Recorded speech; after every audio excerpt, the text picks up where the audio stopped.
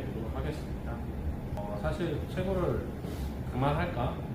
아니면 언제까지 할 수 있을까? 라는 생각을 좀 했었는데요.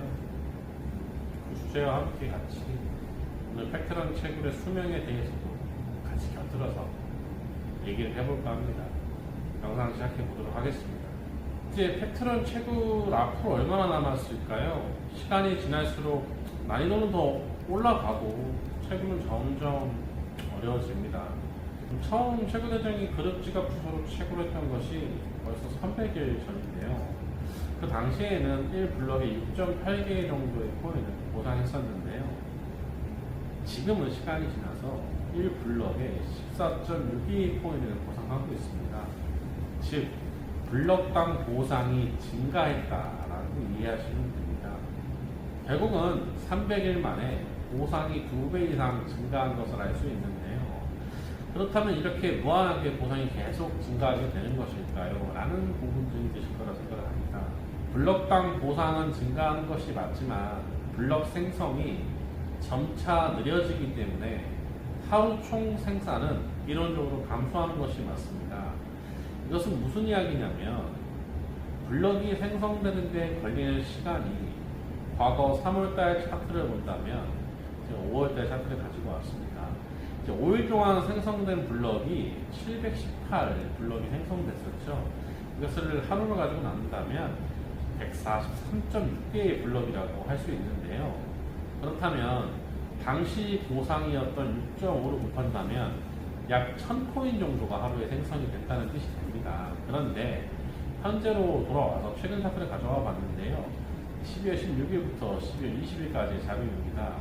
전체 리워드가 475 블럭밖에 생성이 되지 않았는데요. 이것을 가지고 하루로 나눈다면 하루 평균 83.6블럭, 즉 과거에 비해서 블럭 생성 자체가 많이 떨어졌다, 블럭 시간이 길어졌다, 이렇게 이해를 하실 수가 있는데요. 근데 이 떨어진 블럭 개수라고 하더라도 블럭의 보상 개수가 증가하였기 때문에 코인의 생성 자체는 오히려 더 상승했다라고 볼 수도 있습니다. 이것은 무엇을 의미하는지 한번 설명해 드리도록 하겠습니다. 팩트런 공식 사이트에 나와 있는 것을 기준으로 설명을 드릴 건데요. 무제한 공급이고 제네시스 블럭이 없고 목표 블럭 타임은 30분이라고 표현을 하고 있습니다. 코인베이스에서 자금을 지원받은 것도 적혀 있고요. 목표 블럭 타임이 30분이라는 것은 1시간에 2개, 그러니까 즉 하루에 약 48개, 즉 50개만 생성되는 것을 목표로 하고 있다는 이야기가 되는데요. 그렇다면 이 50블럭이 생성이 가능해지는 순간 블럭 보상은 증가하겠지만 이 채굴 자체는 점점 더욱더 어려워진다는 이야기가 되는데요. 이 난이도가 계속 상승을 해서 이 목표 블럭 시간이 30분을 넘어버린다면 어떻게 될까요? 하루에 한 개도 안 나올 수 있을까요? 이에 대한 해답으로는 개발자의 해외 포럼 게시물에서 자료를 찾아볼 수 있었습니다. 지금은 그 포럼이 좀 자료가 지워져서 제가 근거를 찾아오긴 힘들었는데요. 결과적으로 평균 블럭 타임이 30분 이상 된다면 난이도를 오히려 하락하는 구조를 가지고 있다라고 말했었습니다. 즉 이런 논리로서 코인이 앞으로 동일하게 나아간다고 가정했을 경우 최대 평균 블럭 타임은 30분에 한 블럭이라는 것을 가정해 볼 수 있는데요. 여기 그 부분에 대한 좀 설명이 나와 있습니다. 팩트런 공식 사이트에서는 소인수분의 시간은 16비트마다 2배로 늘어난다. 그래서 결과적으로는 상이 2배가 될 때마다 채굴의 난이도는 6배에서 9배 정도가 증가한다라고 표현할 수 있다. 이렇게 표현을 하고 있는데요. 자, 즉 쉽게 말하자면요. 과거 하루에 많은 코인이 나올 때는 상대적으로 지금보다 채굴이 쉬웠지만 앞으로 시간이 지나면 지날수록 난이도는 상승해서 어려워진다면 점점 채굴에 성공 가능한 지갑수는 줄어들 것이고 그러한 지갑에 포함된다면 코인의 보상 자체는 크게 차이가 없을 수도 있다는 이해가 되는데요.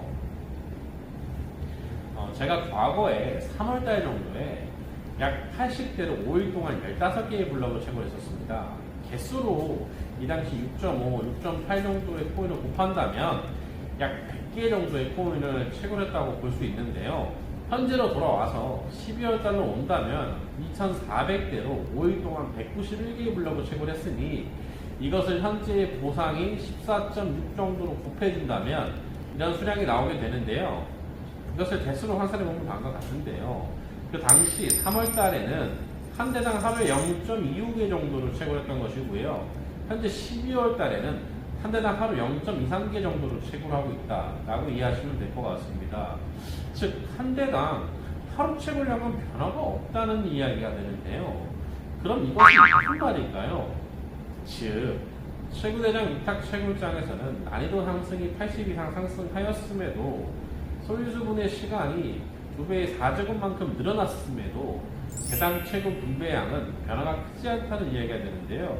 그렇기 위해서는 많은 희생과 노력 그리고 도전이 필요했습니다.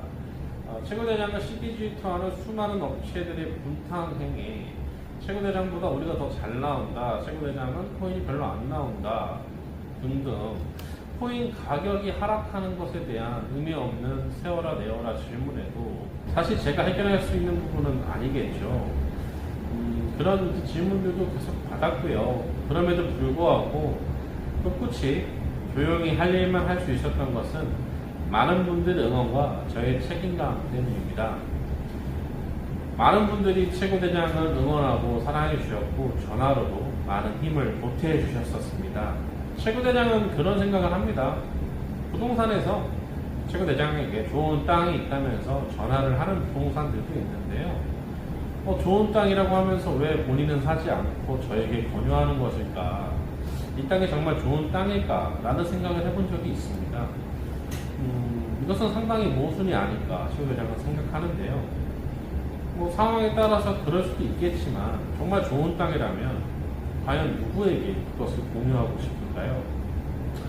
진심으로 고객을 위한다면 채굴대장은 아식 채굴기 같은 것은 권할 수 없다고 생각합니다. 채굴대장도 직접 팩트런 채굴기를 돌리고 있습니다. 그냥 장비만 판매하고 장비를 구매한 사람이 수익을 보든 손실을 보든 상관없다고 생각하는 판매자들이 정말 많다고 생각하는데요. 하지만 채굴대장이 지금 이 자리에 있을 수 있는 이유가 현재 2,500대 가까이 운영하는 한 대 한 대의 모든 고객분들이 있었기 때문에 가능하다고 확신합니다. 이제 모든 고객의 요금이 44,000원과 49,000원으로 이벤트가 결정되었는데요. 채굴대장은 이 요금에서 전기요금을 납부하고 이 프로그래머의 여러가지 계약비용, 사업이자, 운영비 등을 지출한다면 위탁비용에 쓸 수익은 사실 거의 없다시피 하고요. 오롯이 고객들을 위해서 최선을 다할 것입니다. 과거에 0.25를 채굴했으니 현재 0.23개를 채굴하는 것이 어떻게 생각하실지 모르겠습니다. 하지만 아직도 부족하다는 것을 뼈저리게 느끼고 있는데요. 자리에 앉아서도 계속해서 모니터링 하면서 어떤 문제가 없는지 주말에도 새벽에도 계속 체크하고 모니터링하고 있습니다. 이 정도 했으니까 만족해? 아니요. 전 아직도 배가 고픕니다. 제가 포기한다는 건요. 2,500대의 기기들이 포기한다는 것과 똑같은 얘기인데요. 채굴대장은 내 가족이 기계를 돌린다고 생각하고 지금처럼 최선을 다하도록 하겠습니다. 2024년 채굴대장을 사랑해 주셔서 감사합니다. 2025년에도 최선을 다하도록 하겠습니다. 감사합니다.